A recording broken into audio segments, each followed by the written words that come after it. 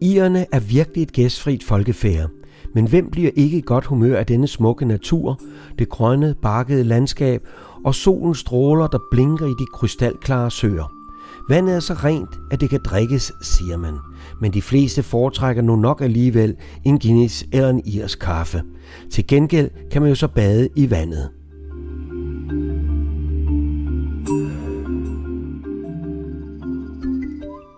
Tag din familie med på en opdagelsesrejse i de irske farvande.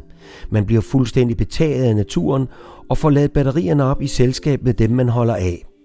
Bådferie i Irland er for hele familien. Alle kan sejle en Sea Travel flodbåd.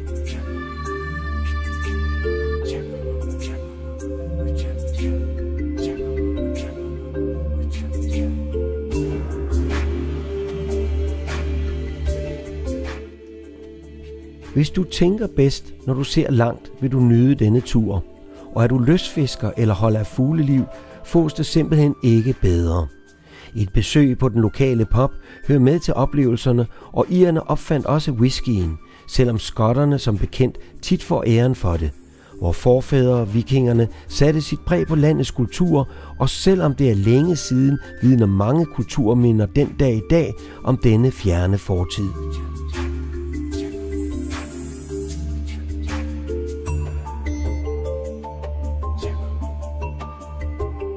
Det er begrænset, hvor hurtigt bådene kan sejle, og det kræver ikke den store navigation at sejle på Europas floder og kanaler.